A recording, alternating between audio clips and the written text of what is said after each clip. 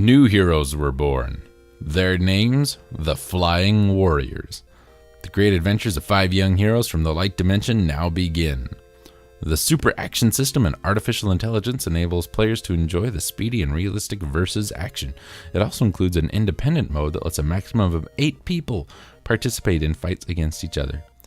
When the evil red star appears in the sky and the giant great monster Demonyx revives, the 5 flying warriors sent by the Dragon Lord are ready to fight.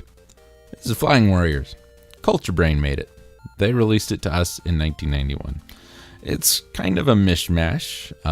You've got a very RPG-esque story. Oh, light warriors, go and save us from darkness. You have some really, really crappy box art. But at the same time, looking at the box art, as I am right now, because I can do that, it really... What the heck was that show called? Dagnabbit. It's gonna bother me now.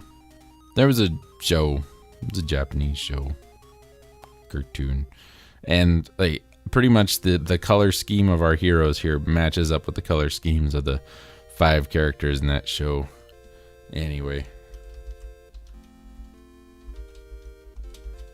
I'm gonna look it up real quick.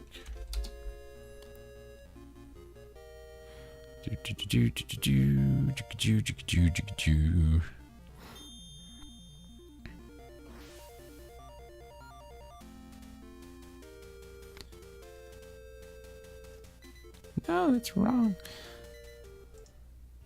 So while I'm looking this up, let's talk about Flying Warriors some more. It is a action fighting game developed by Culture Brain, exclusive to the NES.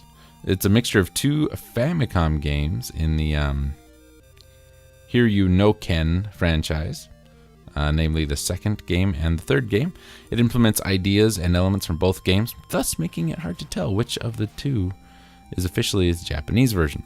The first installment had already been released in North America as Flying Dragon: The Secret Scroll, with virtually no modification. Excuse me. Science Ninja Team. Yes. G-Force. That's the one. It's very G-Forcey. Yeah. Anyway, game features combat in a variety of formats, such as kicking and using fireballs to repel monsters in scrolling stages, a system during one-on-one duels against Tusk soldiers, or a pair of martial arts tournaments where the player must attack a mark that appear on their opponent's bodies, or defend the area when it appears on them. RPG-style command battles against boss monsters. When confronted by a Tusk soldier or otherworldly villain, Rick can change into a costume superhero form or switch with one of his teammates. The player must switch to Flying Warrior to use the character's magic powers and defend themselves from the Tusk soldier's magic spells. In an unexplored region, viewers of China, wrapped in mystery, Ryuhi, a boy, was born and brought up in the high mountaintops. There he received instructions from his wise teacher. Though he was young, he made himself a master of Kempo. One day, his teacher was attacked and robbed of the secret scrolls, of which he was the author. Ryuki possessed the 6th volume of the secret scroll, or Book of the Mind's Eye, as it's called, which the teacher had managed to save. So Ryui begins his journey to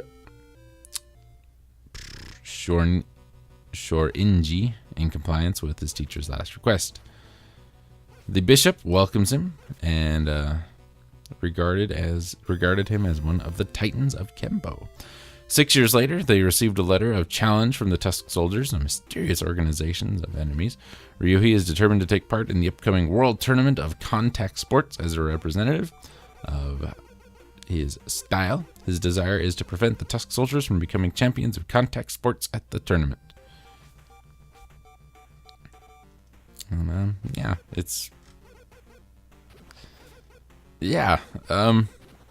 confused by that now, because what is listed here as the plot really is only about 6 seconds in the game.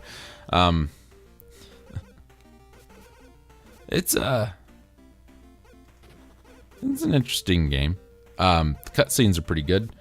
The music's good. The combat's good. It's hard, but it's pretty good. Little bit of trivia for you. The box art for the American version kind of gives the characters a more comic booky, superhero-y kind of look, when they were originally designed to look like the Saint Seiya style gladiators, kind of a thing going on there, which ended up being like Knights of the Zodiac, which is another NES game, which I don't think made it onto the list because it is ungodly difficult. Very, very difficult game. For Flying Warriors, I used to rent this game when I was a kid. I found it kind of fun. I don't remember ever making it very far, but I remember it being a pretty enjoyable game all in all. And not much I can say about it. The graphics are good. The control's pretty good. Just a pretty solid game.